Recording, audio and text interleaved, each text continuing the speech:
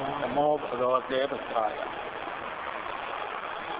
నమఃసృష్ట్యాయ చ హరిత్యాయ చ అని 9వ మంత్రం, 9వ అనువాకం, 9వ మంత్రం మాట్లాడుకుంటాం.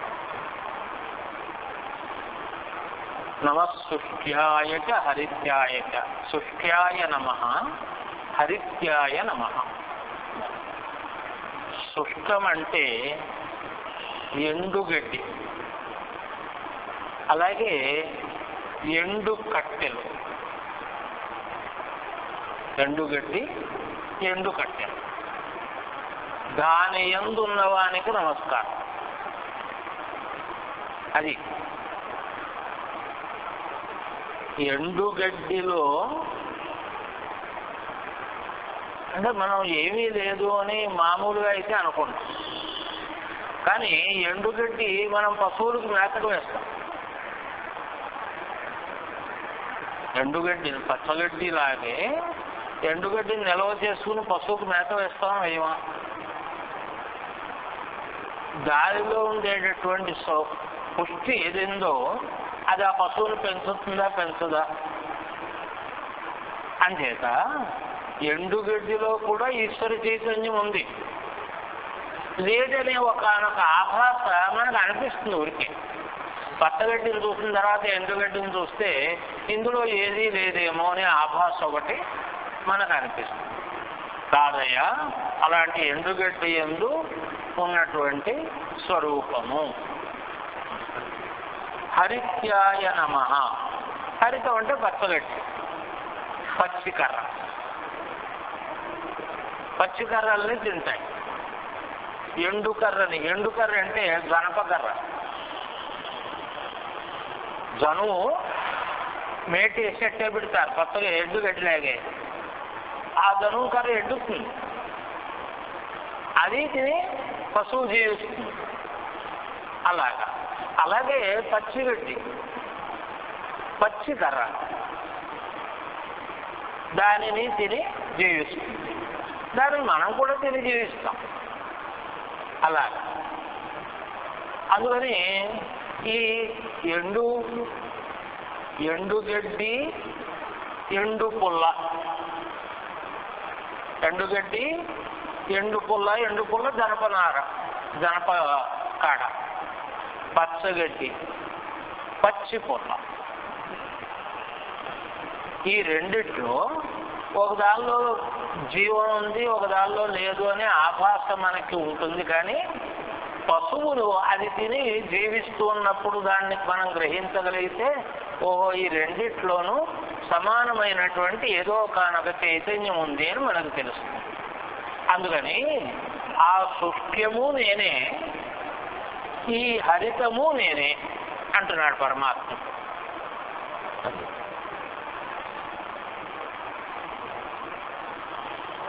అలాగే పచ్చి ఫలములు, ఎండు ఫలములు.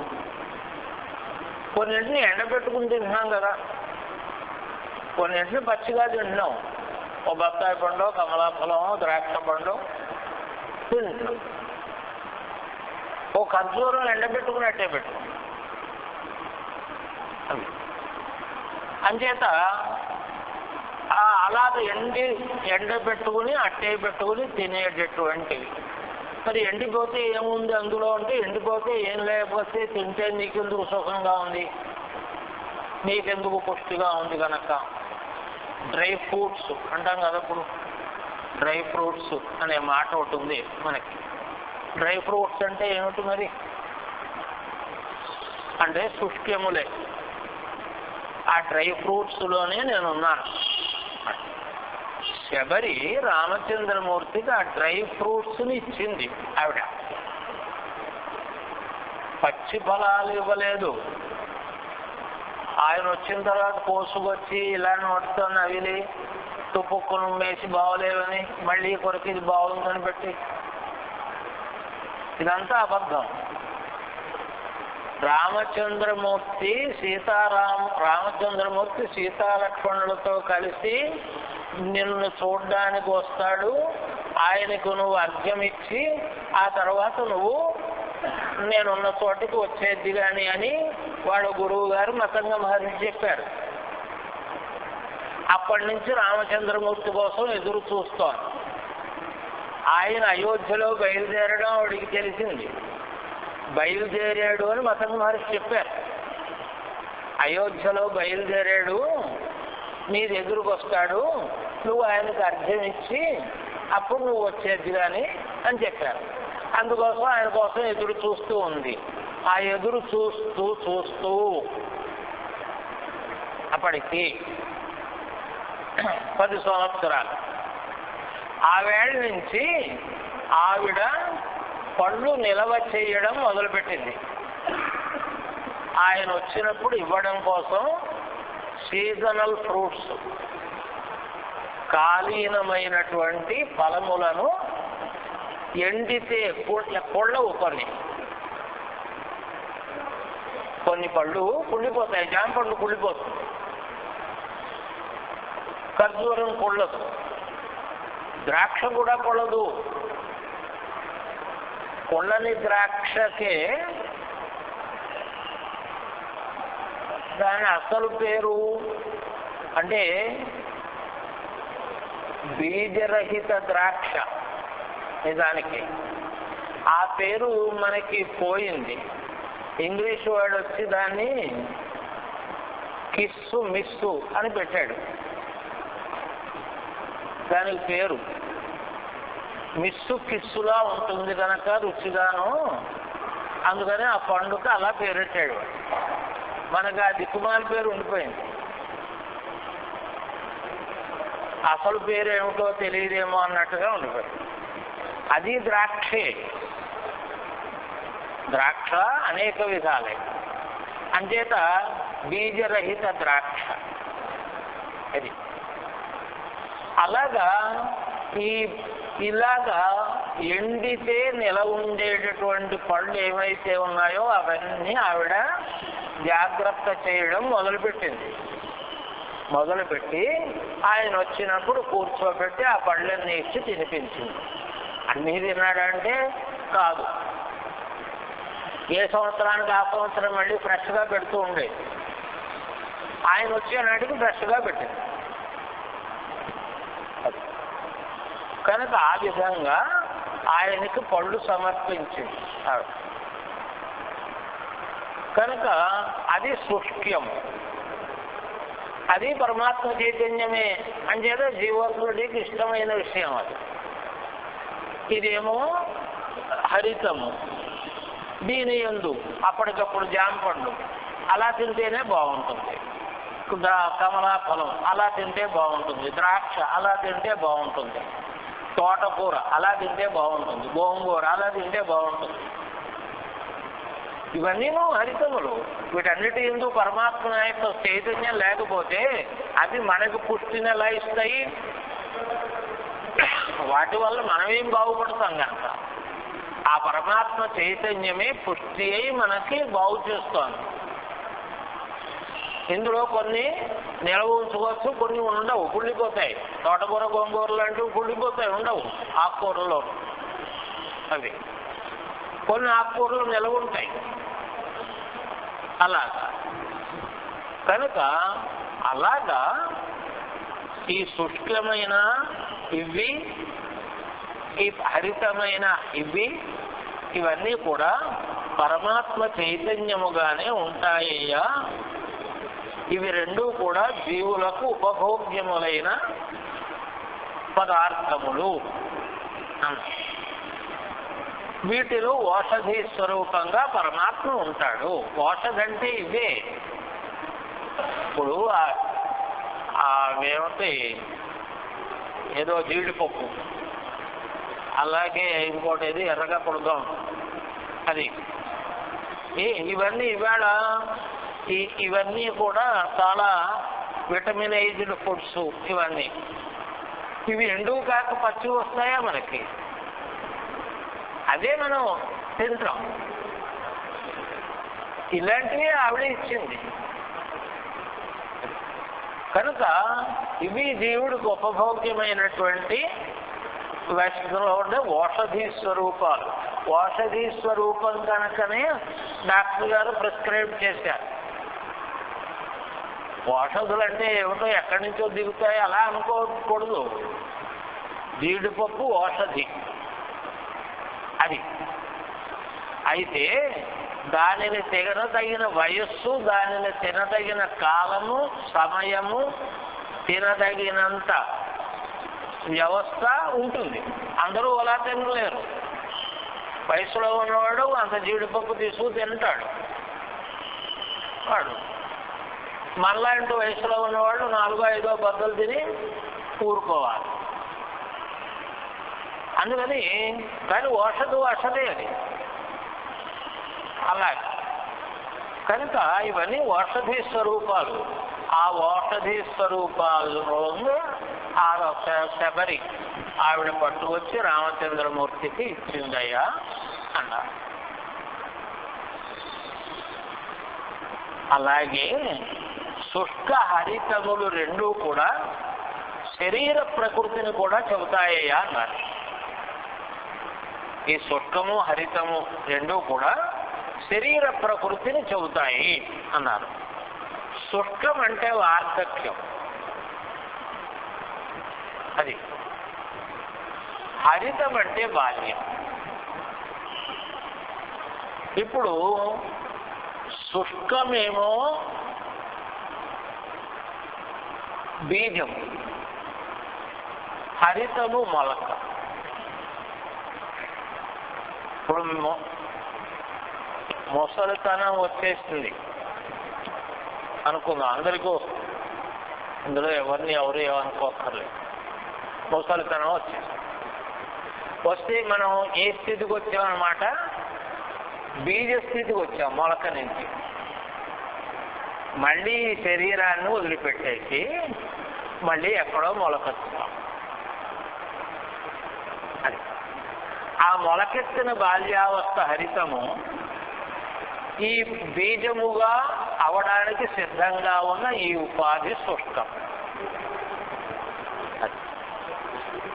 శుష్కించిపోయాడు అనరు. ఎలా ఉన్నారు నాన్నగారు అంటే ఏం శుష్కించిపోయారండి ఈ మధ్యన అనే మాట లేదు మరి. అంచేత శుష్కించిపోయాడు. అది శుష్కించిపోయాడు అంటే బీజముగా తయారవుతున్నాడు అని అర్థం దానికి.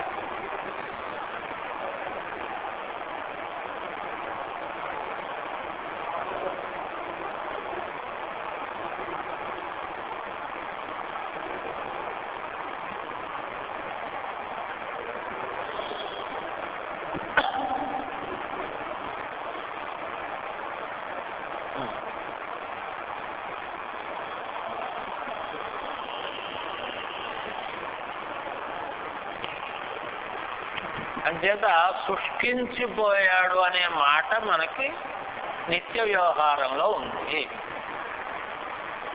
అది శుష్కిస్తున్నారు అంటే బీజము అవుతున్నారు. బీజముగా తయారైన తర్వాత వెంటనే ఆ చెట్టు ఆ పండును వదిలేస్తుంది. అది నేలలో కలిసిపోతుంది. కలిసిపోయి మళ్ళీ అక్కడే మొలకెత్తుతుంది. అలాగే శుష్కించిన ఈ శరీరము బీజము, ఇది రాలిపోతుంది. రాలిపోయి మళ్ళీ ఎక్కడో మొలకెత్తుతుంది. ఆ మొలక ఎత్తినటువంటి స్థితి ఉంది, అది హరితము, అది బాల్యము. కనుక హరిత్యాయచ ఈ విడిచిపెట్టినది ఉంది రాలిపోయిన శరీరము, ఇది శుష్కము, ఇది బీజము. అంచేత శుష్క్యాయచ. కనుక ఈ ఉపాధి వ్యవస్థ అలాంటిది. ఈ రెండిట్లోనూ పరమేశ్వర చైతన్యమే ఉంది. అని ముసలాడైపోయాడు కనుక ఈశ్వరుడు వదిలిపెట్టి వెళ్ళడు. కనుక ఎంచేత పరిణామ దశలో మళ్ళీ ఇంకొక మొలకని ఇది రప్పించాలి. అని పండు అయిన తర్వాత వదిలేస్తామా దాన్ని, ఇది పండు అయిపోయిందని కాదు, పాతి పెడతాం మళ్ళీ చెట్టు అవడం కోసం. అందుకని శుక్లం అంటే వార్ధక్యము, హరితం అంటే బాల్యము, వార్ధక్యం బీజము, బాల్యము మొలక. ఇది పరమేశ్వర విలాసం. కనుక నమఃశుష్ట్యాయ చ హరిత్యాయ చ, నమలోప్యాయ చ ఓలుప్యాయ చ. లోప్యాయ నమః, ఉలప్యాయ నమః.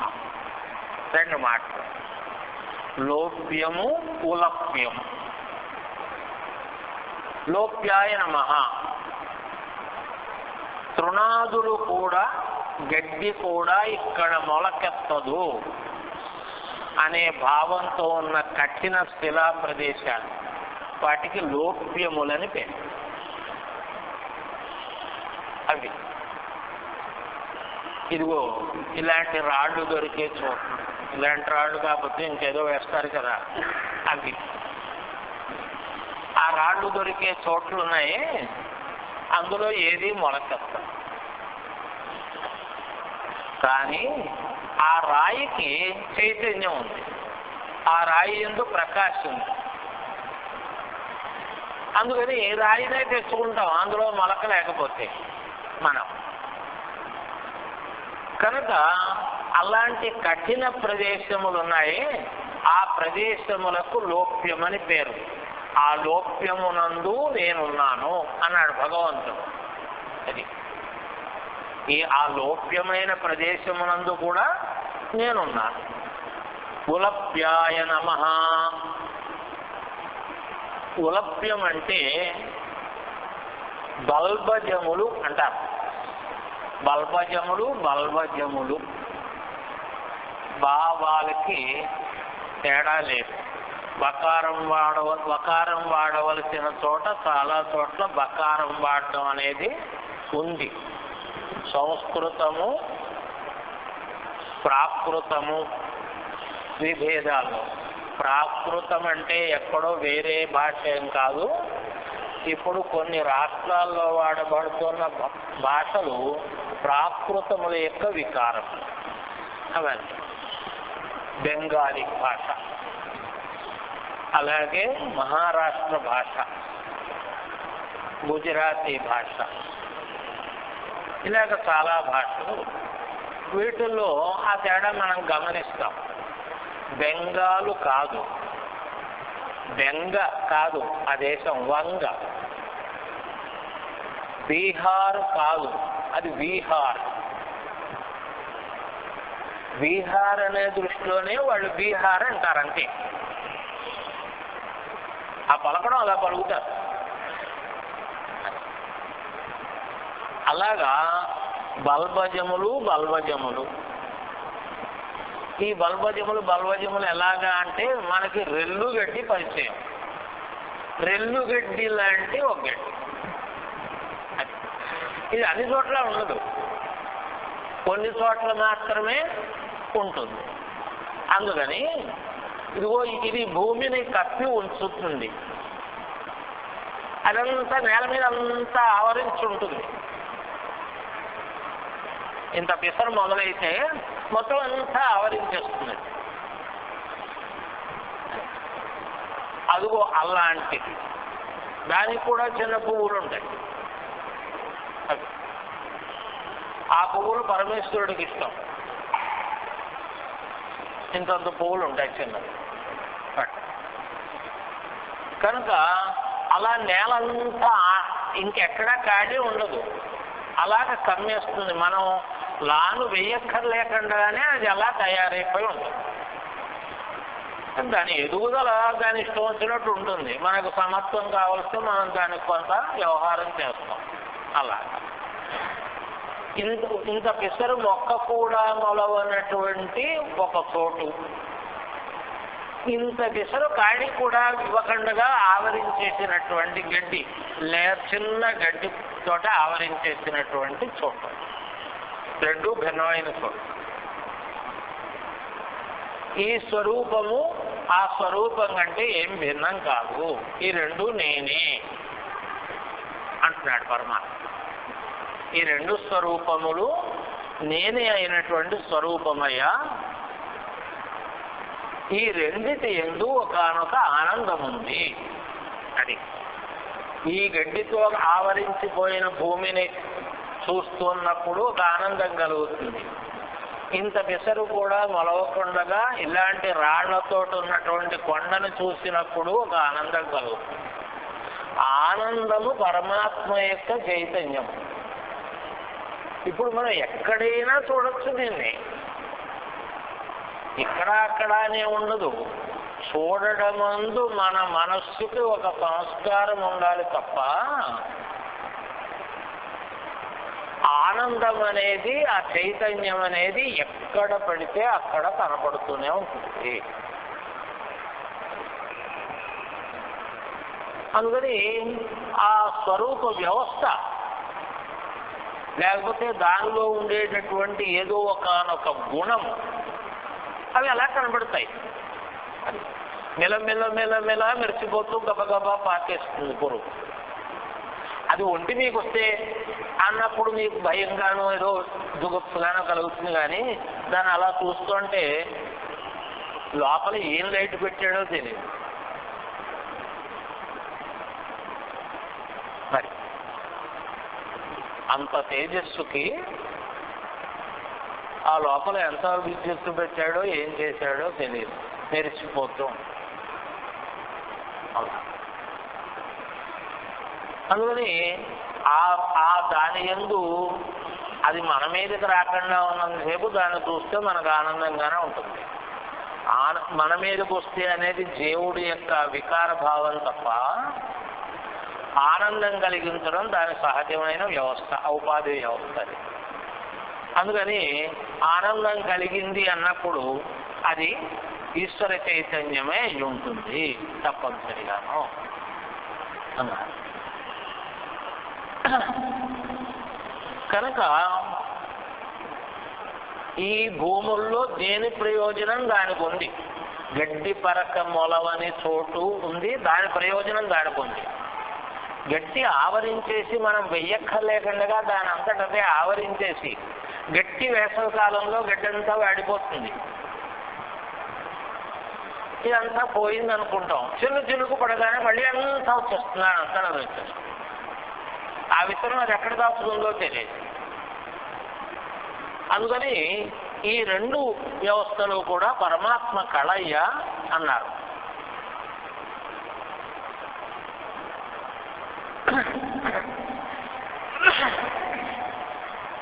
1960లో మన మీదకి చైనా యుద్ధానికి వచ్చి బాయి అంటూనే ఉంది. అప్పటి వరకు మన మీద కూడా యుద్ధానికి వస్తాడు, మనం కూడా యుద్ధం చేయడానికి సిద్ధంగా ఉండాలి అని మనకి తెలియదు. అప్పుడు మనం ఏదో పంచశీలా సిద్ధాంతం ఒకటి ప్రవర్తన చేసి మనం పరమ అహింసావాదంలో మాట్లాడితే బుద్ధుడు పుట్టిన చోటు అంటూ ఉంటాం మన ఊరికి.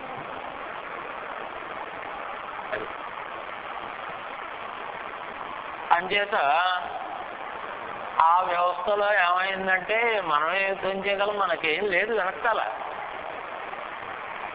వాడు 15 రోజుల్లో చుట్టబెట్టేసి కొట్టుబడేసి ఇప్పటికీ ఈశాన్య వ్యవస్థలో హిమాలయాలకి మన భూములు వాడి చేతుల్లోనే ఆక్రమించుకుని ఉన్నాయి.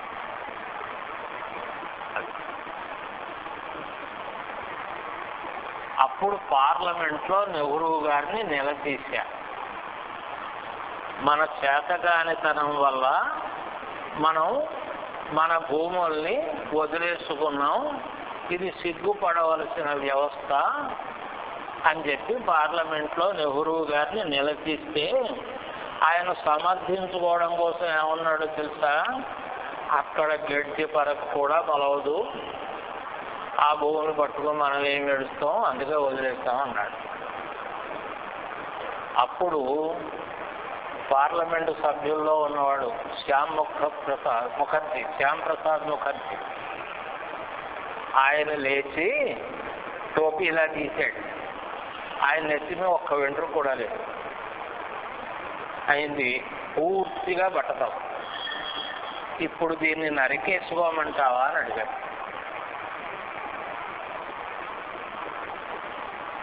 నెహ్రూ గారు ఏమనలేక కూర్చో అన్నారు. అది ఏమీ లేకపోవడం ఎక్కడా ఉండదు, ఏదో ఒకటి ఉంటుంది.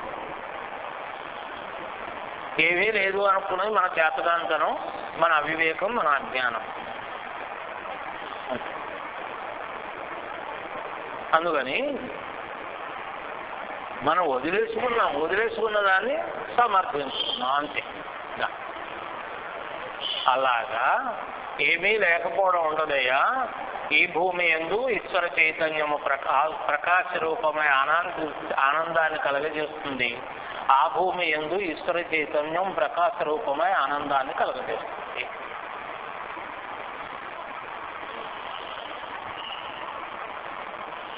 కనుక ఇలాగా ఈ దర్శనం కళ్ళకి బుద్ధికి రెండింటికి ఉండాలి. అది బుద్ధి ద్వారా గ్రహించి ఆనందించే స్థితి, కంటి ద్వారా గ్రహించి ఆనందించే స్థితి. కన్నైతే మాత్రం మనస్సుకే కదా, అంచేత ఆనందము అక్కడే. అలాగా నమ ఊర్మ్యాయ సూర్మ్యాయ చ తర్వాత మంత్రం. ఊర్మ్యాయ నమః. ఉర్వి అంటే భూమి. సత్య సంపదలతో విస్తరిల్లే భూమికి ఉర్వి అని పేరు. ఉర్వీచ పృథివీచ అంట. ఇంకో చోట మంత్రం భూమిని గురించి మాట్లాడు. అంచేత భూమిలో ఉండే వైలక్షణ్యాన్ని మాట్లాడు. కనుక సత్యము వేస్తే మొలకెత్తి ఫలాన్ని అందించేటటువంటి ప్రదేశం ఉర్వి. అది మరి ఆ స్వరూపము పరమాత్మ చైతన్యమే. అది మనకు తెలుసు, మనకు ఆనందాన్ని ఇస్తుంది ప్రత్యక్షం కనుక మనం దాన్ని అంగీకరిస్తాం. అలాగే సూర్మ్యాయ. సూర్మి అనగా మంచి కెరటములు. ఊర్మి అంటే కెరటం. మంచి కెరటములు కలిగినటువంటివి. మంచి కెరటం అనేది ఎక్కడొస్తుంది? కెరటము సముద్రంలో ఉంటుంది, మంచి కెరటం నదిలో ఉంటుంది. అంటే ఈ మంచి మనకు ఉపయోగించే సు అనేది మనకు ఉపయోగించే. అంచేత నదికి కెరట వ్యవస్థ ఉంది అంటే నది నిండుగా ఉంది, పూర్ణమై ఉంది అని అర్థం. అలా కనుక అలాంటి పూర్ణమైనటువంటి నదీ స్వరూపములైన వానికి నమస్కారం. ఈ మంత్రంలో సూర్మి ఉర్వి రూప ప్రయోజనాన్ని చెబుతుందన్నారు. అది అంత మంచి కెరటాలతోటి పూర్ణంగా గోదావరి నది ఉంటే, కాలువలు బాగుంటే అప్పుడు మనం దున్నుకునే నేలలు ఉర్వి అవుతాయి. ఇక్కడే ఇసుక తిన్నెలు ఉండి కెరటం అంటే ఏమిటో తెలియకపోతే మనకి ఈ నీరు ఎక్కడ అందుతుంది, మన పంట చేలు ఉర్వి ఎప్పుడవుతుంది. అందుకని సూర్మి యొక్క ప్రయోజనము చేతే భూమి ఉర్వి అవుతోంది. అందులోంచి చైతన్యము ఇందులోకి ప్రవహిస్తోంది.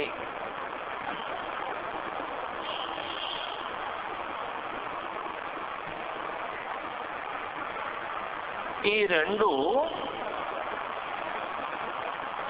ఇందులో ఇంకొక మాట అన్నారు భాస్కర్లు, ఇంకో వ్యాఖ్యానం చేస్తూ, సూర్మి అంటే లోపల గుల్లగా ఉండి చుట్టూ పూర్ణంగా ఉండేటటువంటి ప్రతిమ, దానికి సూర్మి అని పేరు. దేవతా ప్రతిమ అది. ఇవి ఎప్పుడు ఉంటాయి? లోహంతో అయితే ఉంటాయి. శిల్పం అయితే అక్కర్లేదు. శిల్పము లోపల నుంచి పూర్ణంగా ఉంటాయి, గట్టిగా ఉంటాయి. లోహముతో తయారు చేసినప్పుడు వెండి తోటి సీతారామ లక్ష్మణుడు ఆంజనేయ స్వామి ఓ స్వరూపం తయారు చేయించాం. ఆ స్వరూపం పూర్ణంగా ఉంటుంది. ఏమి ఆ పూర్ణంగా ఉన్నటువంటి స్వరూపాన్ని ఊర్మి అంటారు. అది పూజ ఉపయోగమైనటువంటి వస్తువు. కొన్ని ఈ మధ్యన మాటే బద్దలు మనం చాలా చోటు చూస్తాం. వెంకటేశ్వర స్వామి ఎదరంతా వెంకటేశ్వర స్వామి దాని గోడకు తేలిస్తాం, వెనకాల తీస్తే ఏముండదు, బద్ద. అలా ఉండకూడదు. అది నువ్వు ఎలా ఉన్నావు, ప్రతిమ అలా ఉంటా. అది నిన్ను సగం కీలు చేస్తే నీ ముందు భాగంలాగా ప్రతిమ ఉంటే నువ్వు ఒప్పుకుంటావా? ప్రతిమ కూడా అలా ఉండడానికి లేదు. అలాగే కొన్ని తలకాయ అవి ఉంటాయి. తలకాయని ప్రతిమ చేస్తే అది ఎంత, మన తల తీసి పిల్లలు జాగ్రత్త పెట్టుకుంటామంటే అది ఎంత బాగుంటుందో అంత బాగుంటుంది. భగవంతుని యొక్క స్వరూపాన్ని మనం అక్కడ పెట్టుకున్నది ఎందుకంటే తల వంచి ఆయన పాదాలకి నమస్కారం చేసుకోవడానికి కదా. పాదం ఏది?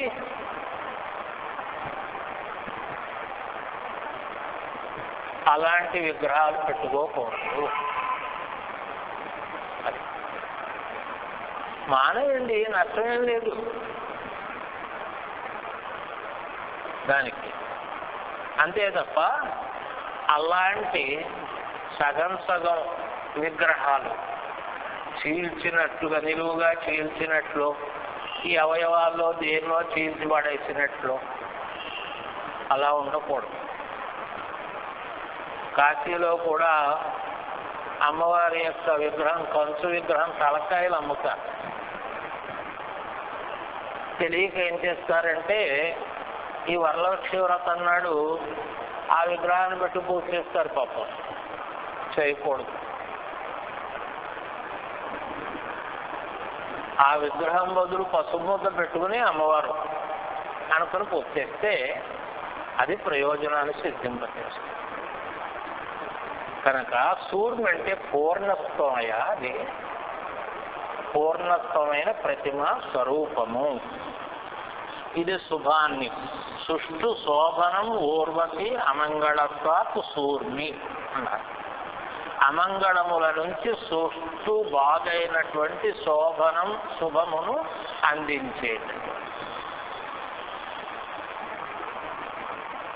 అందుకని అలాంటి ప్రతిమ పెట్టుకుని పూర్తి చేయాలి. అయితే శుభాన్ని చెరిచే ఇంత పూర్ణంగానే చేసించామండి అని చెప్పి ఆ పూర్ణంగానే పూర్తిగా తయారు చేయించామండి అని ఇనపది పెట్టకూడదు.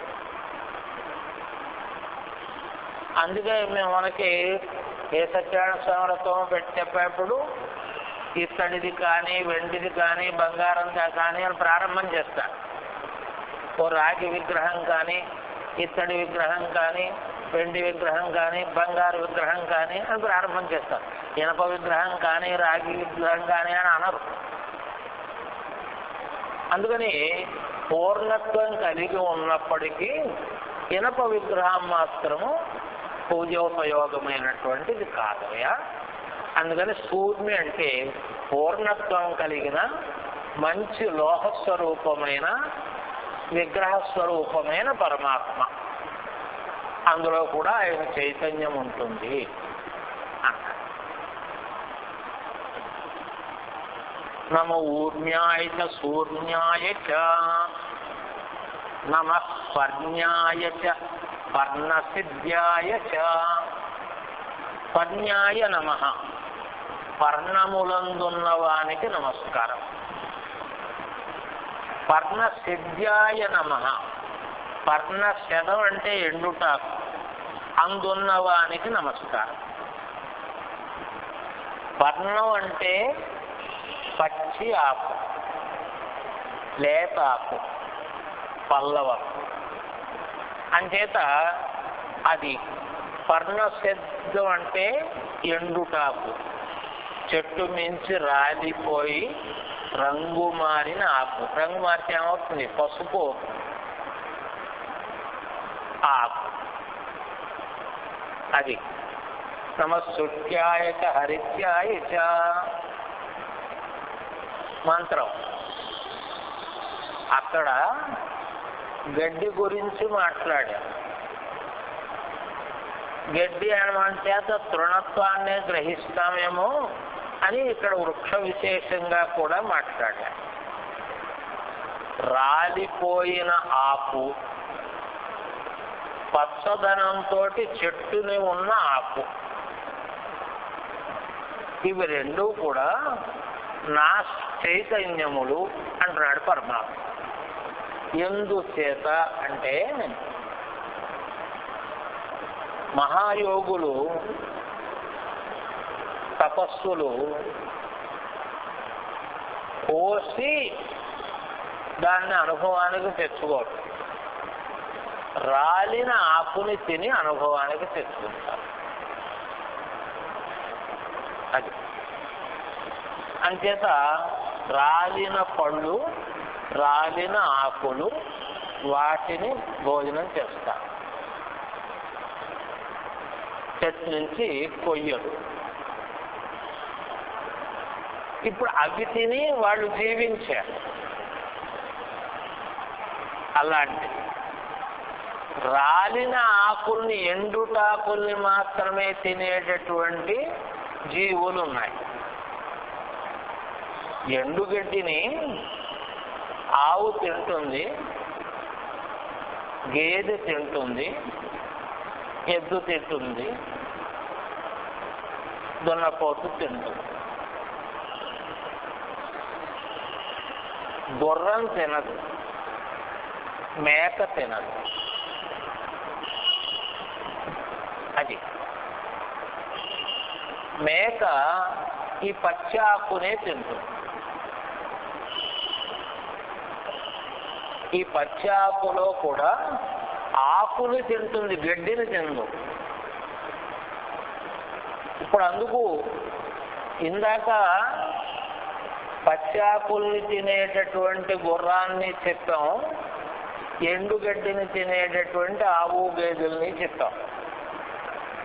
ఇప్పుడేం చెబుతున్నారంటే పచ్చి గడ్డిని తినేటటువంటి గుర్రాల్ని, పచ్చి ఆకుల్ని తినేటటువంటి మేకల్ని చెబుతున్నారు. మరి అనుభవంలో వైవిధ్యం లేదు. ఇది నాకు సహిస్తుంది, ఇది నాకు సహించదు.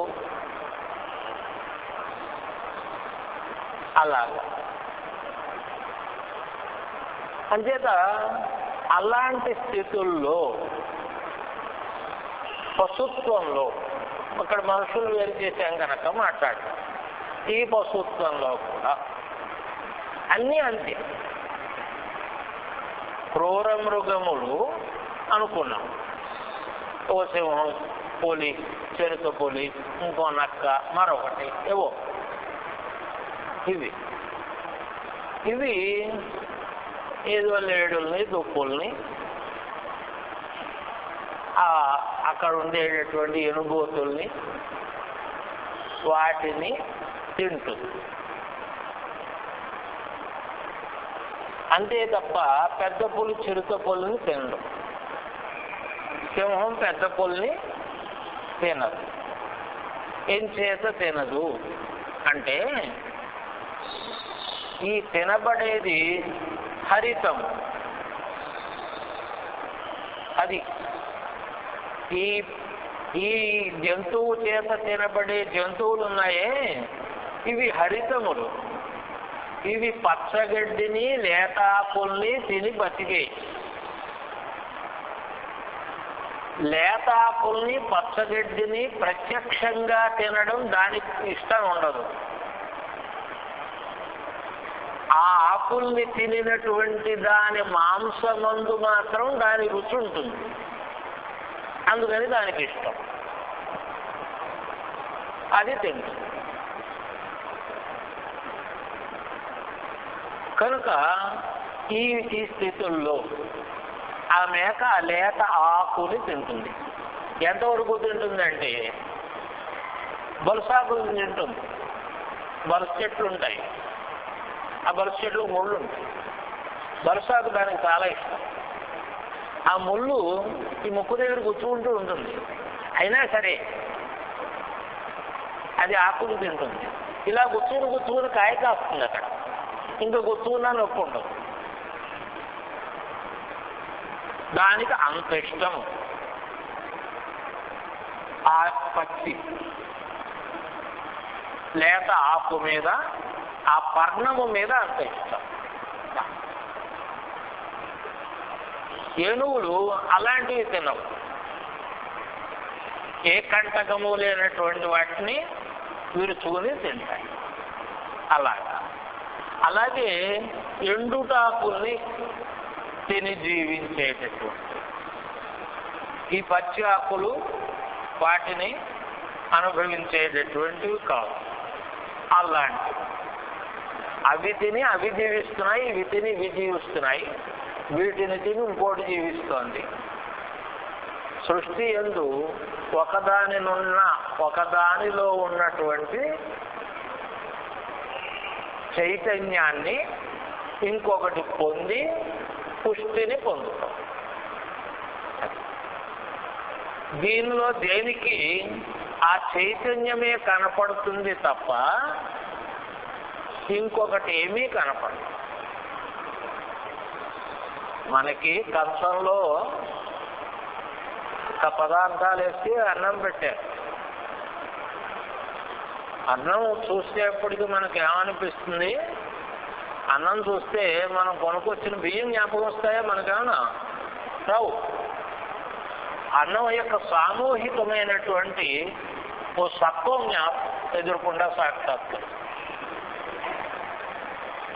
మెరిసిపోతోంది మెతుకు అనుకుంటా. అలాగే అన్నీ కలిపి వండినటువంటి ఓ కూరలో విభాగాలు ఏం జ్ఞాపకం రావు దాని నుంచి. అలాగే దేని రుచి జ్ఞాపకం రాదు. దేని రుచి జ్ఞాపకం రాదు. ఇప్పుడు చారు పెట్టారు, చారుకు ఇంకో పేరేమిటి? రసం కదా. అందులో ఉన్నది ఏమిటి? మంచినీళ్ళు. మంచినీటికి రుచి లేదు అని మనం అనుకున్నాం. డిస్టిల్ వాటర్ పట్టుకొచ్చి ఆ రసం పెట్టారండి.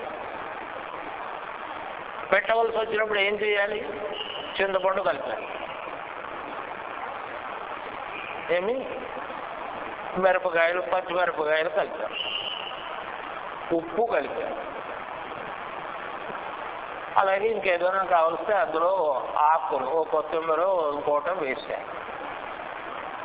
ఇవి దేనికి దానికి రుచులు విడిగా అయితే.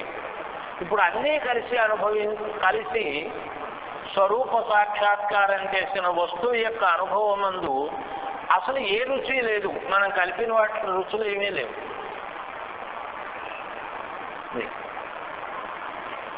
ఒకానొక తృప్తికరమైన పుష్టి కలిగించేటటువంటి ఓ చైతన్య స్వరూపం యొక్క లక్షణం కనపడింది. ఆ చైతన్య స్వరూపం అంటే ఆనందం. ఆ ఆనందం కనపడింది. అంచేత రసం ఎంత బాగుంది అనుకున్నావు అన్నాం.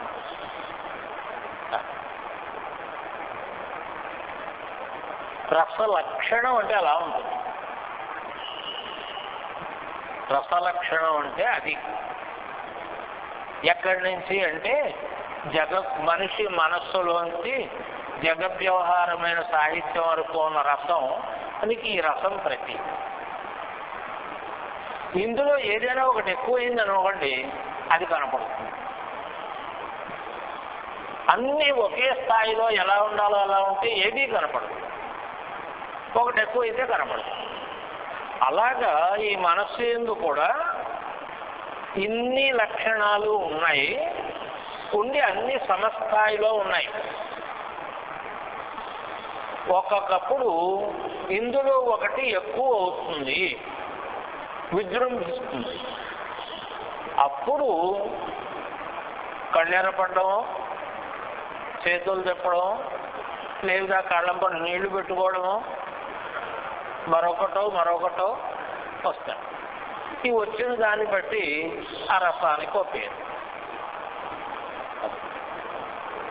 ఈ రసము అసలు మూలమైనటువంటి రసము, అన్నీ లయించిన స్థితి. ఇందులో ఈ స్వరూపమే లౌకికమైనటువంటి ఈశ్వర స్వరూపము. జగత్ వ్యవహారమందున్న ఈశ్వర స్వరూపం ఇది. ఈ రసం ఇది అలౌకికమైన ఈశ్వర స్వరూపం కాదు. ఆ రసం వేరు. ఆ రసం ఏమిటో తెలుసా? ఈ రసం తిన్న తర్వాత అబ్బా అనే అది బ్రహ్మస్వరూపం. ఆ ఆనందం వేరు, ఈ ఆనందం వేరు. ఈ రసం నోట్లో పోసుకుని అబ్బా అనగానే ఈ అబ్బాకి అర్థము చెప్పలేము, ఇంకొకటితోటి పంచుకోను లేము. అబ్బా అంటే ఏమిటండి అంటే, అబ్బా అంటే ఏమిటో నువ్వు తాగు తెలుస్తుంది అని చెప్పాలి తప్ప అబ్బాకి అర్థం ఏం చెప్పలేము. ఇంకా ఏమైనా సరే చెప్పాలి అంటే చాలా బాగుంది అంటే, వాక్యం చేయవలసి వస్తే చాలా బాగుంది. చాలా బాగున్నాడు అంటే దేనిలా ఉంది? దేనిలాగా ఉంటే ఇది ఎందుకు ఉంటుంది? నాకు అది తెలియదు, నువ్వు కూడా తాగు అంతే. అంచేత అనుభవం వల్ల మాత్రమే అవి వస్తాయి. ఇవన్నీ అలాంటివయ్యా. కనుక హరితమైన, పర్ణమైన, శుష్కమైన, పర్ణశతమైన ఇవన్నీ ఆ అనుభవించేటటువంటి జీవి యొక్క ఆనందం యొక్క అనుభవ స్వరూపాలు. ఆ ఆనందము ఈశ్వర చైతన్యము. కనుక ఈ సృష్టిలో ఎవరి ఆనంద స్వరూపము వాళ్ళకు ఉంటుంది అని. కనుక ఈ మంత్రముల వల్ల మనకి ఏమిటి తెలుస్తుంది అంటే, భగవంతుడు అత్యంత సులభుడు అని తెలుస్తుందయ్యా. ఎండుటాకుని తెచ్చి రుద్రస్వరూపంగా పూజ చేసుకో.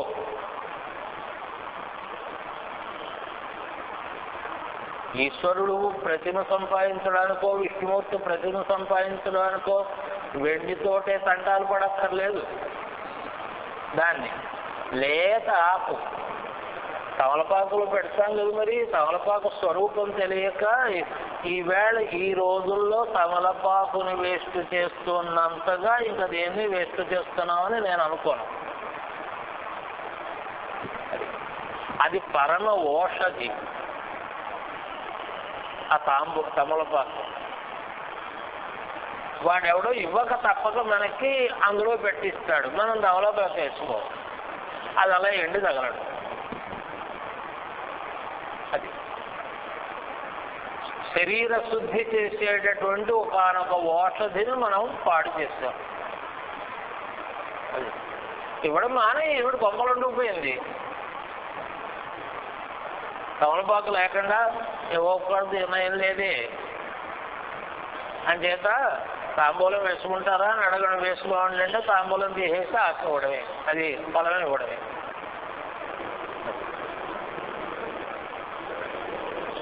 అందుకని ఉపయోగ్యములు అయితేనే ఇవ్వాలి, మనం లేకపోతే మానేయాలి. అంతకంటే ఏమీ లేదు. ఇచ్చి వస్తువుని పాడు చేయించకూడదు. అరటిపళ్ళు తినడం మానేశారు.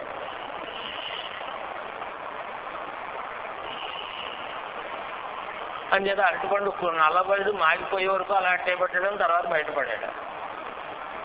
పోలండి బయటపడేస్తే జీవాలు తింటాయి, ఇబ్బంది ఏం లేదు. ఎవడో ఒకటి నేనే తినాలని ఏం లేదు. దిక్కుమాలి మనిషి తింటేనే అది తృప్తి అనుకోకూడదు. పశువు మనిషి కూడా కదా, అంచేది ఏదైనా తినచ్చు. ఏది తిని దాన్ని తృప్తి పడుతోందో దాని ఉపభోగ్యం అన్నమాట. అందుకని ఇది ఇందుకు ఇది ఇందుకు అని మనం గ్రహించగలిగినప్పుడు మాత్రమే మనకి ఆ వస్తువు యొక్క విలువ తెలుస్తుంది. కనుక కుళ్ళిపోయింది, నువ్వు మాగిపోయింది అనుకున్న అరటిపండు ఆవు తిని ఆనందాన్ని పొందుతోంది. నిగనిగలాడుతూ గట్టిగా పచ్చగా ఉంది అనుకుని నువ్వు తిని ఆనందాన్ని పొందుతావు. నువ్వు తీసి పడేసిన తొక్కను కూడా మేక తిని ఆనందాన్ని పొందుతావు. అది అంచేది ఇవన్నీ కూడా పర్ణములే, ఇవన్నీ హరితములే ఇందులో. కనుక ఈ స్వరూపం అంతా పరమేశ్వరుని యొక్క, అందుకనే పరమేశ్వరుణ్ణి నటమూర్తిగా మనం అంటాం. నటరాజ స్వరూపం అంటే పరమేశ్వరుని యొక్క నాట్యము ఈ సర్వ జగత్తు. ఆ నాట్యం ఎలా ఉంటుంది అంటే ఇదిగో ఇన్ని రకాలుగా ఉంటుంది. ఎండుటాకులా ఉంటుంది, పచ్చిటాకులా ఉంటుంది, మరో ఎందుకు పనిచేయని నేలలా ఉంటుంది, పనిచేసే నేలలా ఉంటుంది, కెరటాలు ఉన్నటువంటి నదిలా ఉంటుంది, పెద్ద మామూలు కెరటాలు ఉన్న సముద్రంలా ఉంటుంది. నాట్యంలో ఎన్ని భంగిములు ఉంటాయి. ఏమీ లేని పరమశాంతమైన ఒకనొక భంగిమ ఒకటి ఉంటుంది. ఇక్కడ ఏమీ ఉండదు. అందుకని అలాగా ఈ సృష్టి సర్వము పరమేశ్వరుని యొక్క నాట్య విలాసం. ఇది ఈ విలాసములోనే చైతన్యం ఉంది. దాన్ని దర్శించగలిగితే ఆనందం ఉంది.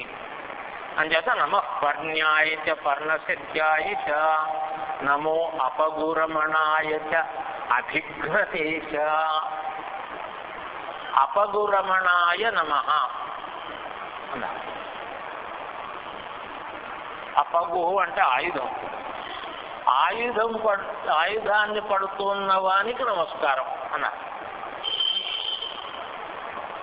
ఈ ఆయుధం గొడవ వదలదు, జ్ఞాపకం పెట్టుకోవాలి. ఎప్పటి వరకు వదలదంటే మనస్సు ఉన్నంత వరకు వదలదు. అది మనోనాశనం కలిగితే ఆయుధ నాశనం అయిపోతుంది. మనస్సున్నంత వరకు ఆయుధాలు ఉంటూనే ఉంటాయి, ఏదో రకంగా ఉంటూనే ఉంటాయి. ఇది దేన్ని అలాగా చూస్తూనే ఉంటుంది. అక్కడ కూర్చుంటే కళ్ళచేమ కుట్టింది, అదో దుఃఖం. అది అంచేత ఆ చిన్న బాణం వేస్తాడు నీకు. కూర్చోకూడని చోట కూర్చున్నావు లే అని చెప్పడం కోసం. ఎంచేత అవి సంచరించే చోట్లు నువ్వు మడ మీద కూర్చున్నావు. మరి వాటి సంచారం ఏమవుతుంది అంచేత లే అని నేర్పింది అది పాప. అందుకని చేసింది ఏం లేదు, చిన్న బాణం వేశాడు. ఇక్కడి నుంచి పెద్ద బాణాల వరకు.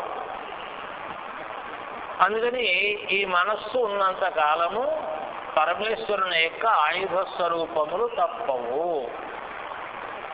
అవి ఆయుధాలు లేనటువంటి పరమేశ్వరుడైతే చేత కాని వాడని కూడా మనకు అర్థము.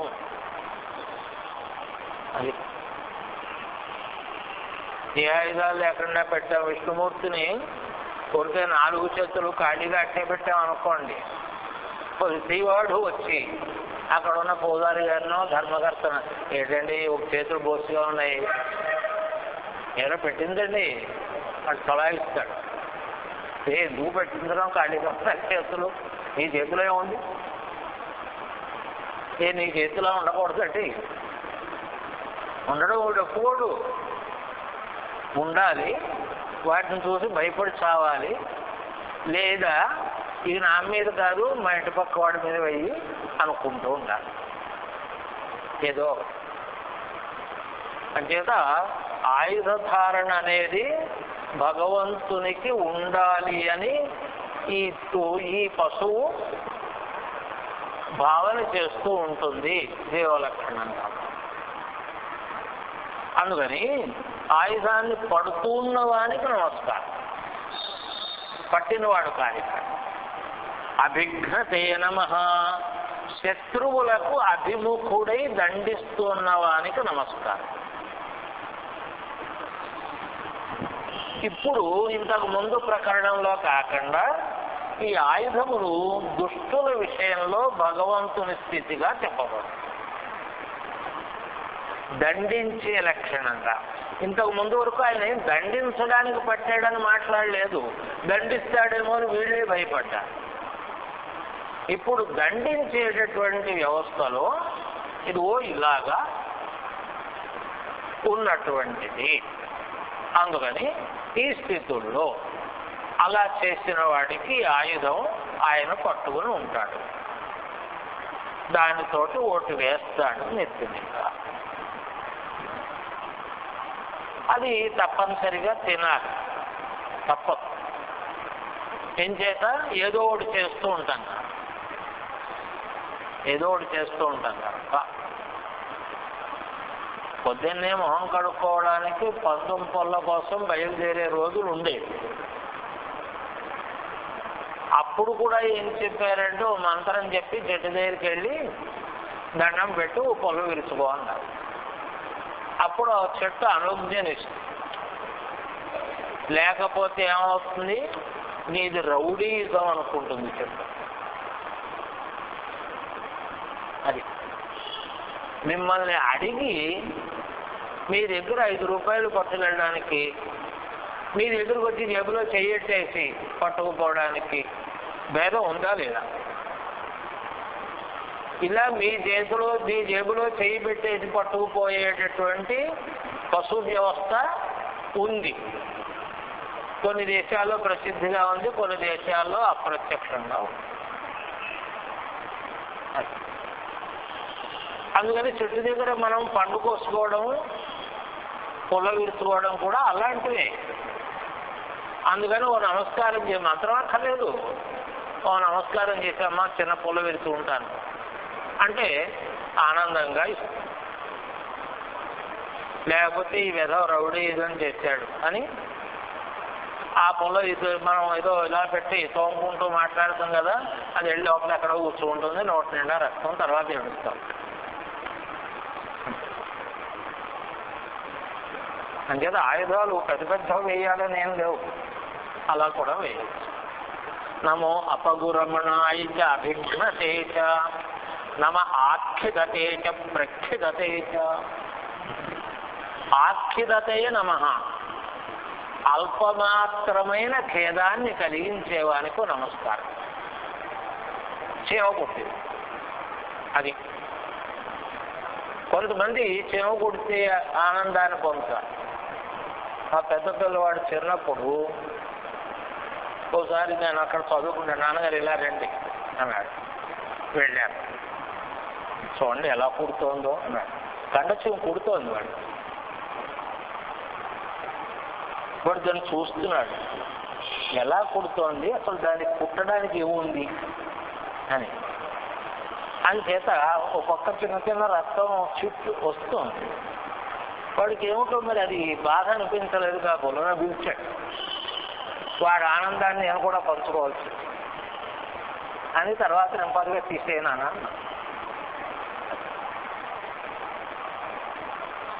అది ఒక్కొక్క జీవస్వరూపం అలా ఉంటుందంటే. అది ఒకడు చిన్న చీమ కొడితే పెద్ద గొడవ చేస్తాడు. నా మనవాడు ఉన్నాడు, వాడంతే.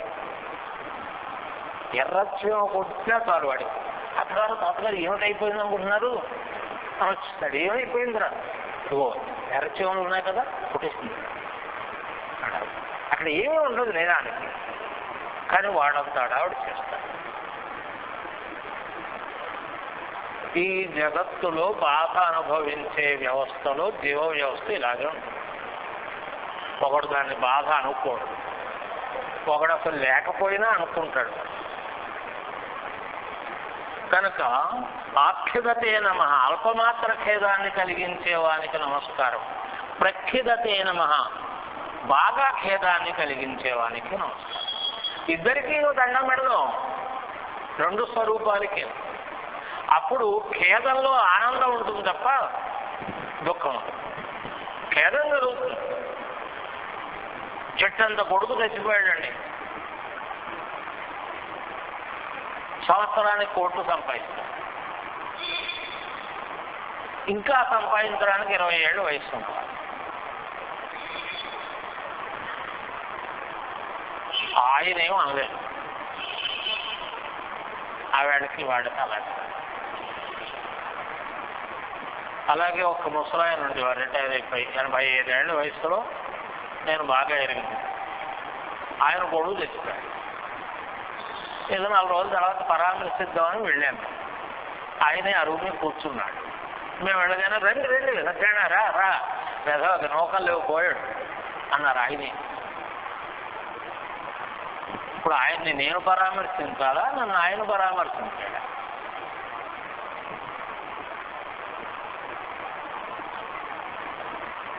ఇక్కడ బాణం వేశాడు, దుఃఖం పొందలేదు వాడు. నీ బాణం బాగుంది అన్నాడు. బాగా కూర్చో. కనుక అల్పమాత్ర ఖేదాన్ని, విపరీతమైన ఖేదాన్ని రెండింటినీ కలిగించేవాడే. ఈ కలిగించడంలో, ఈ నిగ్రహించడంలో ఉండే యథాపరాధాన్ని గ్రహించాలి జీవుడు. అలా గ్రహిస్తే రుద్రదేవత పద్ధతి స్వరూపం ఏమిటో అర్థమవుతుంది అన్నారు. దక్షిణ యజ్ఞంలో పాల్గొన్నారు దేవతలందరూ. పాల్గొన్న వాళ్ళందరూ కూడా దక్షుడితో పాటు అపరాధం చేశారు కదా. మరి ఏదో మమ్మల్ని పిలిచారండి, మేము వెళ్ళిన తర్వాత పలానా ఆయన రావట్లేదు, మేము పిలవలేదని చెప్పారు. అప్పుడు మీరేం చేశారు అంటే మనకు గౌరవం ఇచ్చాడు కదా, మనకు కుర్చీ వేసాడు కదా అని కూర్చున్నారు. కూర్చున్నప్పుడు అపరాధాన్ని, దాని దుఃఖాన్ని అనుభవించి తీరాలి.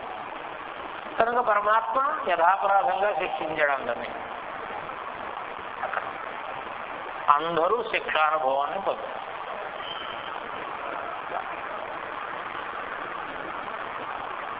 ఇప్పుడు నమస్సోమాయ రుద్రాయ అని అష్టమానువాకం ప్రారంభం చేశాం. ఆ అష్టమానువాకం దగ్గర నుంచి ఈ నవమానువాకంలో ఈ 14వ మంత్రం వరకు ఒక్కటే మంత్రము. ఇదంతా దీనికి ఒకటే ధ్యానము, ఒకటే సంకల్పం. ఇప్పుడు అక్కడి నుంచి ఇక్కడ వరకు ఈ అనువాకాన్ని సమాలోకనం చెయ్యాలి. చేస్తే అప్పుడు అందులో ఉండే జగద్వ్యవహారం మనకు వస్తుంది. అది విన్న తర్వాత దగ్గర పెట్టుకుని ఖాళీ ఉంటే ఆ 9 నుంచి 14 వరకు విన్నాం ఆగసలు అంటే అప్పుడు ఓహో అక్కడ మొదలై ఇక్కడ పూర్తయి ఈ జగద్వ్యవహారాన్ని ఎంతలా చూపెట్టింది అని మనకు అనుభవానికి వస్తుంది. అందుకోసం చెప్పాను ప్రకరణ. కనుక ఈ అనువాకంలో ఈ మంత్రంతో ఆ అనువాకం మంత్రానువాకం పూర్తయినట్లు అన్నారు. జపం చేసినా, హోమం చేసినా, సాధన చేసినా అనువాకం అనుకుంటే ఆ అనువాకాన్ని ఇంతవరకు చేయాలి.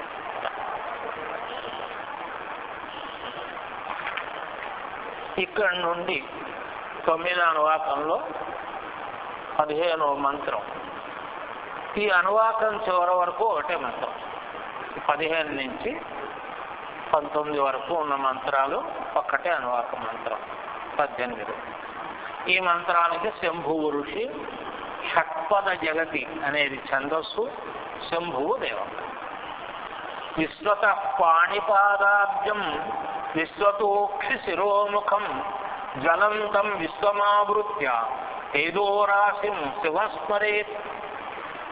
ధ్యానం అది. విశ్వత పాణిపాదాబ్జం నమస్సహస్రాక్షయే అది మంత్రం. కనుక విశ్వమంతా వ్యాపించినటువంటి పాదములు హస్తములు కలిగిన వాడు. ఇది ఊరికే సహస్రశీర్ష పురుష అంటే సహస్రం కాదు, అది విశ్వమును ఆక్రమించిన అని అర్థం కాదు. అంచేత ఎన్ని చేతులు అన్ని కాళ్ళు.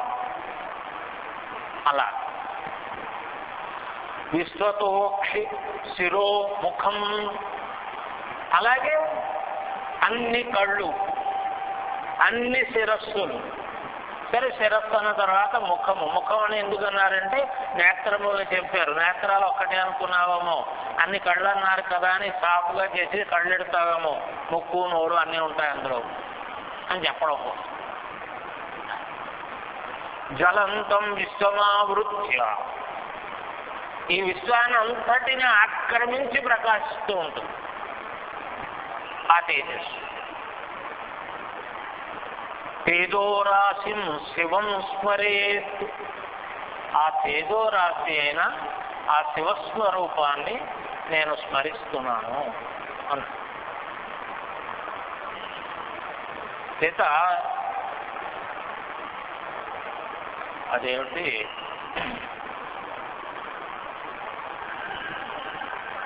అమెరికా మీదకి చంద్రనౌక వెళ్ళిన తర్వాత భూమి వ్యవస్థ గురించి చూసి వాళ్ళు మాట చెప్పారు. అర్ధరాత్రి కూడా భూమి ప్రకాశిస్తూ ఉంది అని ఫోటో వేస్తూ పెట్టారు. మామూలుగా అర్ధరాత్రి భూమి చీకటిగా నల్లగా ఉంటుంది మనకు, అయితే వెలిగిపోతుంది. ఎలా వెలిగిపోతుంది అంటే రెండవ వైపు ఉన్న సూర్యకాంతి సముద్రం మీద పడి సముద్ర కాంతి భూమి పడుతోంది.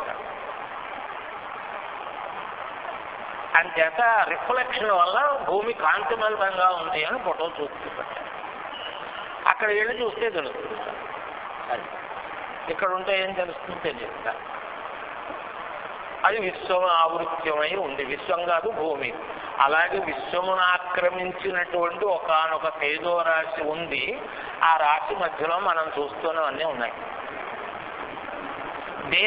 దానికి మధ్యలోనే మళ్ళీ సింపుల్ సర్కిల్స్ ఉన్నాయి.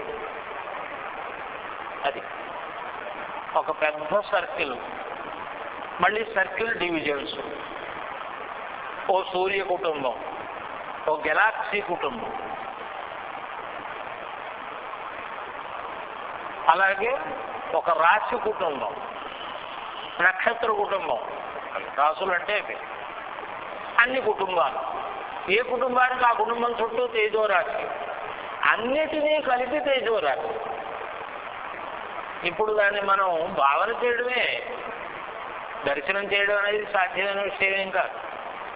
భావన చేసి కొలిది ఆనందంగా ఉంటుంది. అది నీ ఆనందం ఆగిపోయిస్తే భావన ఆగిపోయినట్లు లెక్క. అలాంటి స్వరూపాన్ని ధ్యానం చేస్తున్నామయ్యా. నమో వక్కిరికేభ్యో దేవానాగం హృదయేభ్య అని ప్రరోచన మంత్రంతో ప్రారంభం అవుతోంది ఈ మంత్రం, ఈ అనువాదం. దేవానాగం హృదయేభ్య అనేది ప్రరోచనం. ఈ ముందు వాక్యానికి అన్నిటికీ అది అనుకోవాలి. అలాగా దేవానాం దేవతలకు, హృదయేభ్య మనస్సు వంటి వారును, కిరికేభ్య భక్తుల కోసము, కిరి అంటే ధనం, ధనాన్ని వెదజల్లేటటువంటి వారును అయిన రుద్రావతారులైన వహ మీకు నమః, నమస్కారం. దేవతలకు మనస్సుట, మనకి కరెన్సీ. స్థాయి ఎలా ఉందో చూడండి. పరమాత్మను ఎప్పుడు మనం కరెన్సీగానే భావిస్తాం. అందుకే దిక్కుమాల కోరికలన్నీ. లాటరీ తగిలేటట్టు చెయ్యి. ఆఖరికి మా అబ్బాయికి అమెరికాలో ఉద్యోగం వచ్చేటట్టు చూడు అన్న దగ్గర కూడా కరెన్సీయే ఉంది. ఉద్యోగం ఎందుకు? దానికోసమే. అందుకని ద్రవ్యమే తప్ప మన మనస్సులోనూ ఇంకొకటి లేదు. అందుకని పరమాత్మ మనకు ద్రవ్య స్వరూపంగానే ఉంటాడు. దేవతలకి మనస్వరూపంగా ఉన్నాడు. కనుక దేవతలకి మనస్వరూపంగా ఉన్న నీకు లోకంలో మిగతా వాటికి వెదజల్లబడే ధనస్వరూపంగా ఉన్న నీకు అది అడిగితే ఇచ్చేస్తాడు. నువ్వు అడగాలి. ఎప్పుడూ నువ్వు అడిగిన దానికంటే ఎక్కువ ఇద్దామని ప్రయత్నం చేస్తూ ఉంటాడు. నీకు అడగడం రాక నువ్వే లిమిటెడ్గా అడుక్కుంటూ ఉంటావు. అంతే అంట. పరమాత్మ సాక్షాత్కరిస్తే మోక్షం కావాలని అడగవలసిన వాడు నీలాంటి నువ్వు కొడుకుపోయి పుట్టాలని అడిగాడంటే ఏమిటి అర్థం దానికి?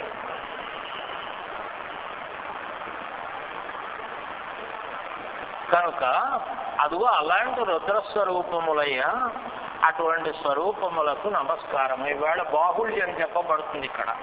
ఇక్కడ యుష్మత్ శబ్దం ఉంది. నమో వహ్కిరికేభ్య దేవానాగం హృదయేభ్య. వహ అనేది యుష్మత్ శబ్దం. యుష్మత్ శబ్దం అని మీరు అంటున్నారు కనుక ఇవి ప్రత్యక్ష కృతములు. రుద్రాన్ని సంబోధన లేకపోయినా రుద్ర అని ఉన్నట్లే మనం భావన చేయాలి. రుద్రులారా అని బహువచనం. ఇక్కడ సర్వవ్యాప్తమైనటువంటి జగత్తంతా తేజోమయంగా, అందుకనే మనం ధ్యానం అలా చేశాం. జగత్తంతా తేజోమయంగా వ్యాపించినటువంటి రుద్రులు, ఆ రుద్రస్వరూపములైనటువంటి మీకు నమస్కారము అన్నారు. ఇంతకు ముందు భగవంతుడిని లీలా విగ్రహంగా చూసి నమస్కారాలు చేశాము. ఇప్పుడు వేరువేరుగా చెప్పాము. ఇప్పుడు సమూహంగా ఆ నమస్కరింపబడుతూ ఉన్నాడు అన్నారు. ఇంతకు ముందు మనం భగవంతుడికి నమస్కరించి ఇప్పుడు వాళ్ళ అనుచరులైనటువంటి వారందరికీ నమస్కరిస్తున్నామని కొంతమంది అన్నారు. రుద్రులు అంటే రుద్రుని యొక్క అనుచరులు అన్నారు. రుద్రునికి రుద్రానుచరులకి అభేదం. నందికి శివునికి అభేదం. అది ఈశ్వరాయ నమః, నందీశ్వరాయ నమః అని. అలా అంచేత ఆ భేదాన్ని ఆలోచించిన వాళ్ళు అలా అంటారు, భేదాన్ని ఆలోచించిన వాళ్ళు ఇలాగా అంటారు. ఇంతకుముందు ప్రసిద్ధమైన భగవద్ అవతారాల వ్యవస్థల గురించి నమస్కరించడం జరిగింది. ఇప్పుడు అప్రసిద్ధమై లోకానికి తెలియనటువంటి జగద్రక్షణకు కారణమైనటువంటి అనేకమైన భగవద్ అవతారాలు ఉన్నాయి అని వాటికి నమస్కరిస్తున్నాము అన్నారు. ఈ రెండవదే సబబు అన్నారు భట్టభాస్కర్. పైదానికంటే కూడా ఇదే సబబయ్య అన్నారు. దేవానాం హృదయేభ్య ఈ విశేషణం చెప్పాను కదా. తర్వాత మంత్రాలన్నిటికీ ఈ అనువర్తిస్తూ ఉంటుంది. అలా దేవతలకు మాత్రమే తెలియదగి, దేవతల యొక్క మనస్సు అయిన వాడు అంటే దేవతలకు మాత్రమే తెలియదగినవాడు అని అర్థం. అది దేవతల మనస్సు పరమాత్మ అంటే దేవతలకు మాత్రమే తెలియదగినవాడు. మనది కోరికలు అంచేత మనకి ప్రత్యక్ష దర్శనంగా ఉండేవాడు కాదు. అది మనం బంగారాన్ని చూసి ఆనందిస్తాం, లక్ష్మీ స్వరూపం అని కొనుక్కొచ్చి సింహాసనంలో పెట్టి పూజ చేస్తాం. ఆ బంగారాన్ని, బంగారం లేకపోయినా సింహాసనంలో అమ్మవారు ఉంది అని చూడగలిగిన వ్యవస్థ ఉంది. అది దేవతా స్వరూపానికి చెందుతుంది, మనకు చెందుతుంది. కిరికేభ్యో నమః. కిరికులంటే ఉదార స్వభావులు అన్నారు. కిరి అంటే ధనం అన్నాం, కిరి అంటే ఉదార స్వభావం. ఉదార స్వభావం వల్లే కిరి ధనాన్ని పంచిపెడతాడు పరమాత్మ. అలాంటి ఉదార స్వభావం వల్లే ఎకరాల ఆస్తులు అదేమిటి ప్రభుత్వానికి పంచిపెట్టడానికి ఇచ్చేసారు. అందరూ ఒకటే. కనుక ఇంతకు ముందు ప్రకరణాల్లో చెప్పబడిన వారికంటే ఇవి భిన్నంగా కనపడతాయి. ఇక్కడ మీరు ఆయుధాలు ఉపసంహరించండి అని అంటారు. ఆయుధాలతో మాకు పని లేదు. ఇంతకుముందు ఆయుధాన్ని పక్కవాడికి పోయి ఇలాగన్నారు, అసలు మాకు ఆయుధాలతో పని లేదని మాట్లాడు. ఎక్కడి నుంచి కిరికేభ్య అనే మాటకి స్వేచ్ఛతో లోకాల్ని హింసించేవారని కూడా అర్థం చెప్పారు. ఈ హింసించడానికి కూడా కారణం ఏమిటి అన్నారు, ద్రవ్యం. ద్రవ్యం అంటే అర్థం ఏమిటి అన్నారు, పదవి దగ్గర నుంచి మన దగ్గర ఉన్న కరెన్సీ వరకు. ప్రైమ్ మినిస్టర్ పోస్టు కావాలి,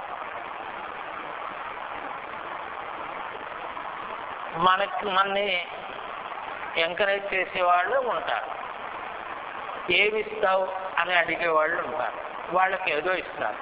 నువ్వు ఏమి ఇచ్చినా నేను ఓటేను అన్నవాడు ఉంటాడు. వాడిని నింపాదిగా వాడు రాకుండా ఎక్కడో పెట్టేసి ఏర్పాటు రౌడీలో చేయిస్తారు.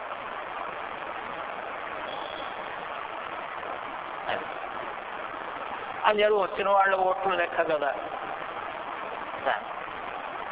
అంచేది కిరికులు అంటే వీళ్ళందరూనూ కిరికిరి పెట్టగానే ఉందిగా మనకి నానుడి.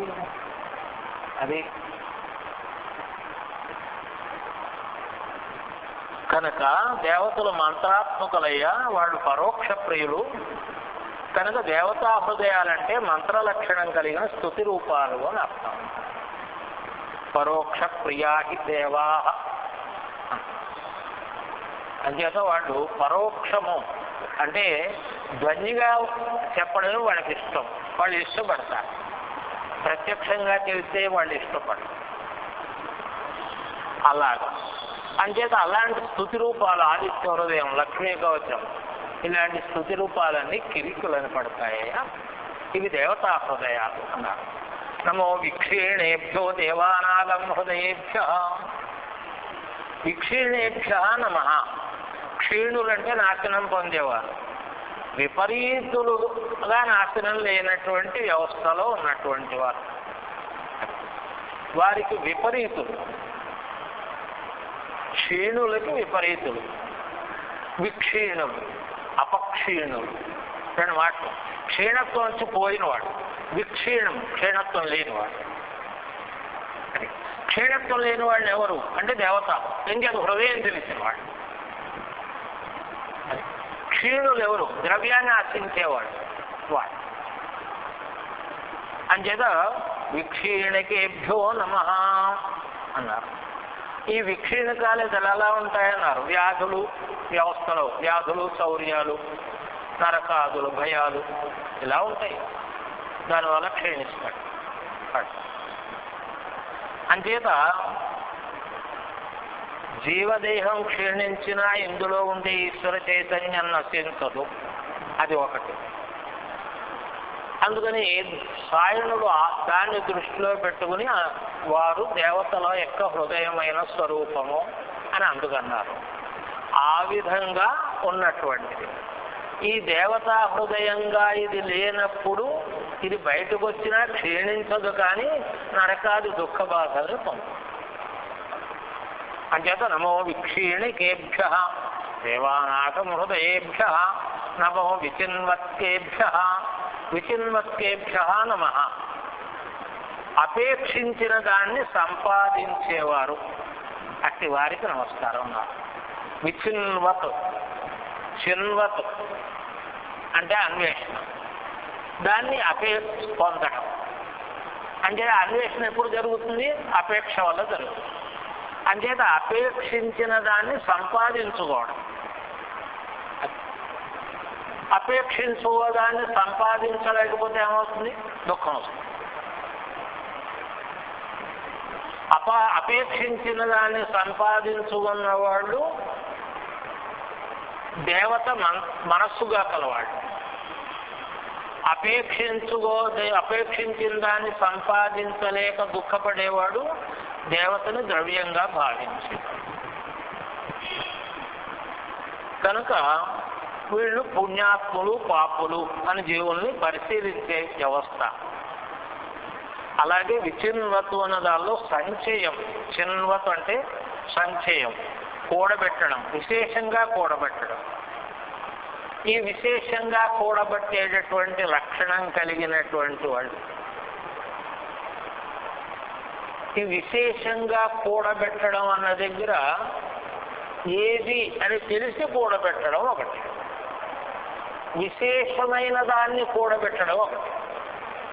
అది విశేషంగా కూడబెట్టడం. ఎంత వస్తే అంత రా ప్లస్, అది ప్లస్ మ్యాథ్. గణిత శాస్త్రం అంతా సంసారమే. సంసారానికి ప్రతిరూపం గణిత శాస్త్రం.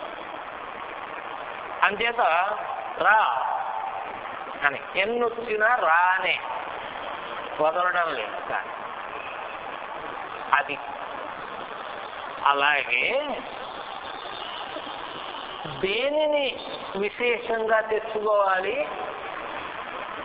తెలిసి మిగతా వాటి యందు అశ్రద్ధ కలిగి ఉండడం, వదిలిపెట్టడం.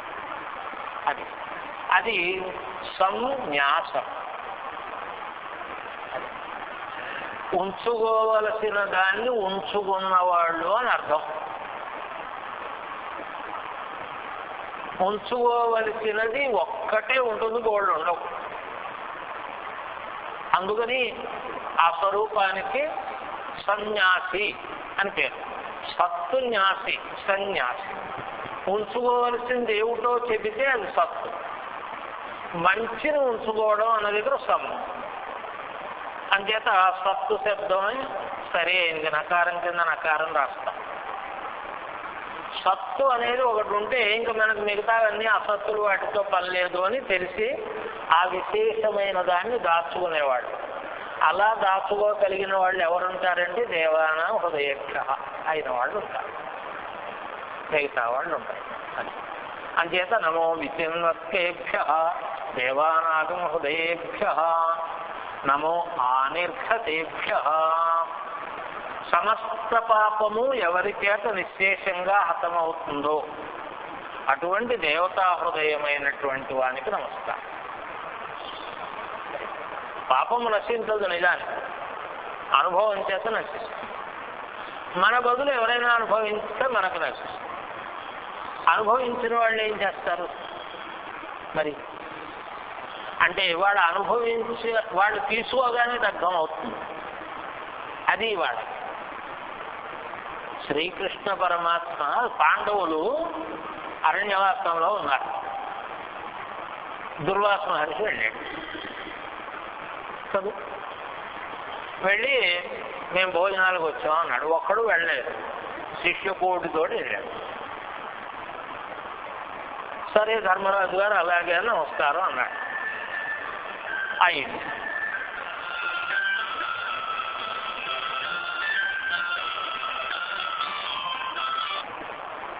మూర్తి గారు ఉపన్యాసంలో ఉన్నాను, నేను మీకు చేస్తాను. వెళ్ళిన తర్వాత ఏమైంది? ఇంతతో జరిగిన ప్రమాదం ఏమిటంటే మధ్యాహ్నం భోజనాలు అయిపోయాయి. అది ఒక పూట భోజనం పెడుతుంది. ఆ పదార్థం పాత్ర కడిగే శుభ్రంగా తోమేసింది ఆడబెట్టి. ఇప్పుడు ఎలాగా ఇంతమందికి భోజనం పెట్టాలి, పైకి స్నానం చేసి వచ్చేస్తామని వెళ్ళి.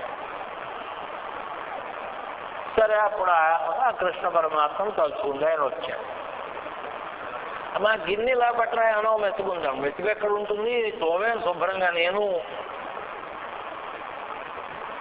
ఇంక మెతుకు ఎక్కడ ఉంటుంది అందులో? పర్వాలేదేమో పట్టరా చూద్దాం, అసలు ఉంటే మన అదృష్టం బాగుంటే ఏమైనా ఉంటే పర్వాలేదు.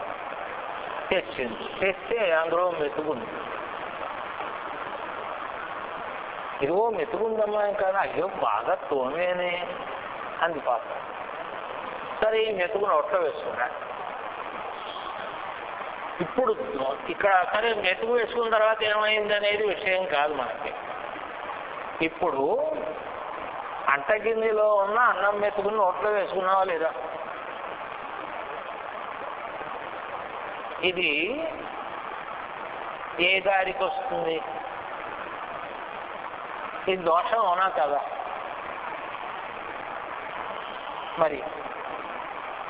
మరి ఈ దోషాన్ని ఆయన చేశాడు కదా, ఈ దోష ఫలం ఏమిటి అన్నారు. ఈ అన్నం మెతుకుతో పాటు ఆ దోషం కూడా ఆయన లోపల వేసుకున్న తర్వాత దగ్ధమైంది.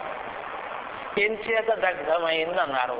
ఆయన వైశ్వానరోపాసకుడు.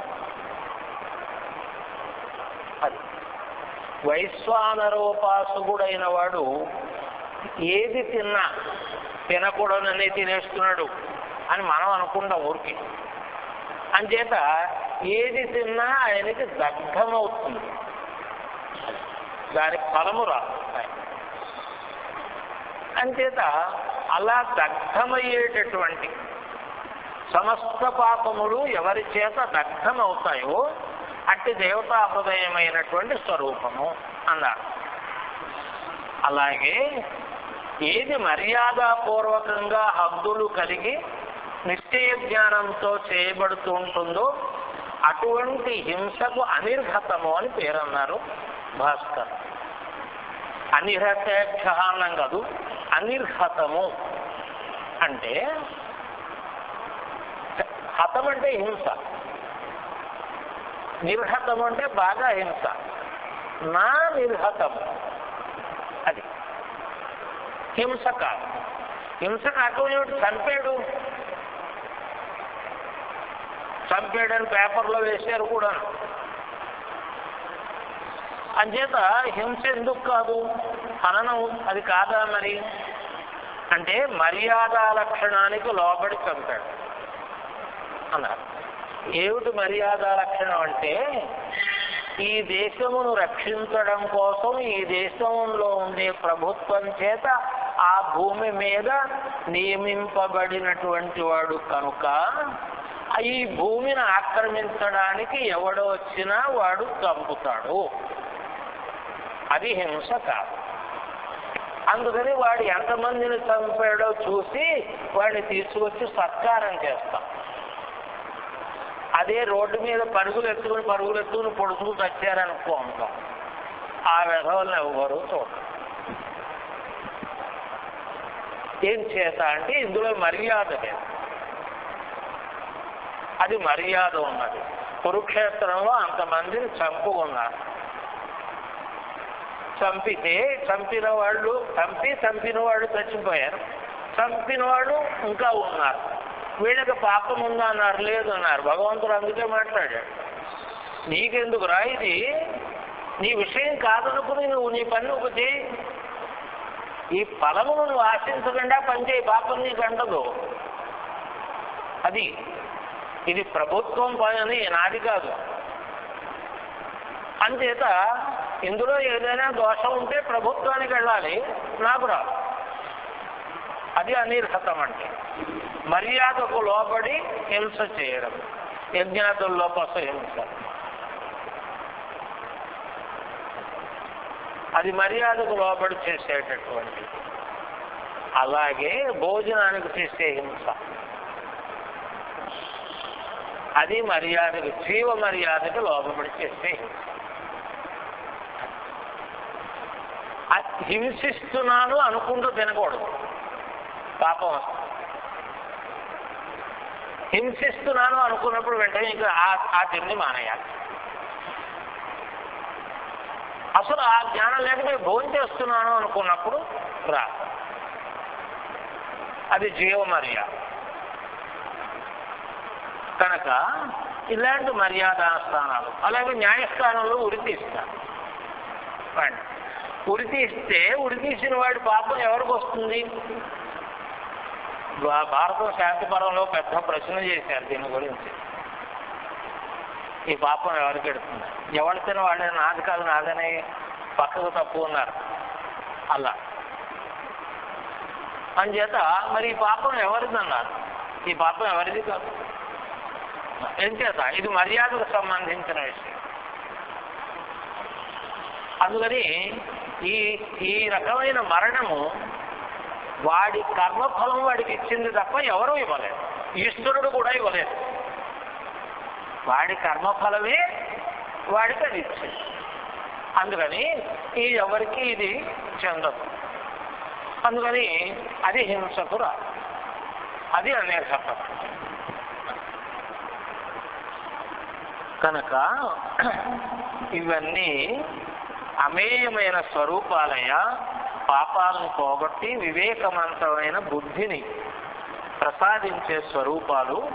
అట్టి స్వరూపమైన వారందరికీ నమస్కారము అని భావిస్తున్నాం అని ఋషులు ఈ అనువాకమునందు ఆ స్వరూపాన్ని అంత సూక్ష్మము అంత విశాలము అయినటువంటి భావనతో చేశారు. అలాగా వ్యవస్థ పూర్తయిన తర్వాత నమ ఆమేత్యేభ్యో నమః, సర్వత్రా స్థూల భావముతో ఉండేవానికి నమస్కారము అన్నారు.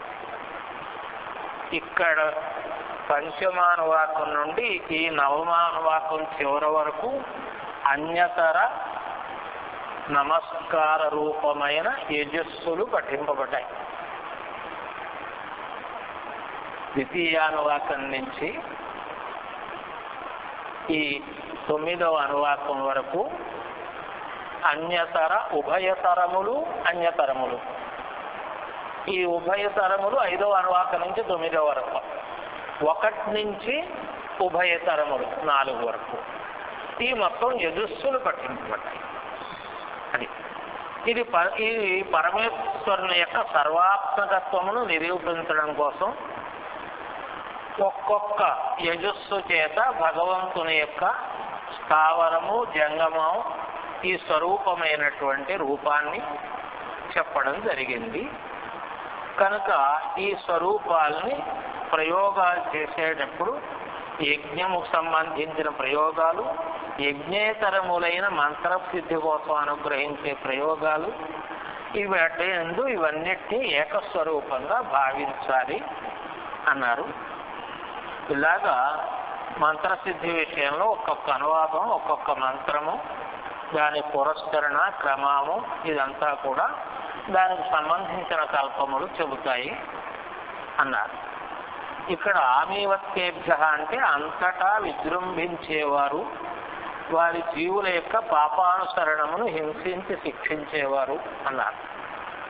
అది అంతటా వ్యాపించి జీవస్వరూపం యొక్క పాపపుణ్యములను గ్రహించేవారు. ఎక్కడో యమలోకం, అక్కడ 2 గుమాస్తాలు, ఒకడు చిత్రగుప్తుడు, ఒకడు విచిత్రగుప్తుడు, 2 యముడు, ఈ 3 కలిపి ఒకటే అన్నారు. మళ్ళీ అంచేత వాళ్ళు రాస్తారు అంటే వాళ్ళకెవరు చెబుతారు అన్నారు, వీళ్ళే చెబుతారు. అంచేత వీళ్ళు వాళ్ళకి చెప్పక్కర్లేదు. అది మీరు చూసి వాళ్ళ పాపాలకి తగిన శిక్షలు మీరు వేసేయండి అన్నారు. అందరినీ స్టేషన్కి తీసుకురా అని కానిస్టేబుల్ గారికి ఆఫీస్ ఆయన చెప్పడం. ప్రతి వ్యసనం ఇక్కడ మోసుకొస్తాను 2 వేసి తోలేసి అక్కడ అంటారు. అంచేత నువ్వు 2 వేసి తోలేసేవాడిని తోలేసేయి. మా దగ్గరికి రావాల్సినటువంటి వాళ్ళు ఎవరుంటే వాళ్ళు మా దగ్గరకు వస్తారు, లేకపోతే మేమే వెళ్ళి తీసుకురావాల్సిన వాళ్ళు ఉంటారు, వాళ్ళని మేము తీసుకొస్తాం. హిరణ్యకశిపాదులు ఆయనే వచ్చి తెచ్చుకోవాల్సిన వాళ్ళు, అంచేత ఆయనే వచ్చి పట్టుకెళ్ళాడు వాళ్ళు. అలా ఉంటారు. కనుక అలా ఉండేటటువంటి అదృశ్యత్వ సిద్ధి అయినటువంటి స్వరూపాలయ్యా ఇది. ఈ మంత్రమును కనుక జపించిన వాళ్ళకి అదృశ్య సిద్ధి కలుగుతుంది అని ఫలాన్ని చెప్పారు. హృదయ స్వరూపమైన దేవతల యొక్క హృదయ స్వరూపం నువ్వు అని ఏమన్నామో, ఆ మనస్సు ఎలాగ అదృశ్యంగా ఉంటుందో అలాంటి అదృశ్య లక్షణం నీకు కూడా కలుగుతుంది ఈ అనువాకాన్ని జపం చేస్తే అని అన్నారు. స్వస్తి.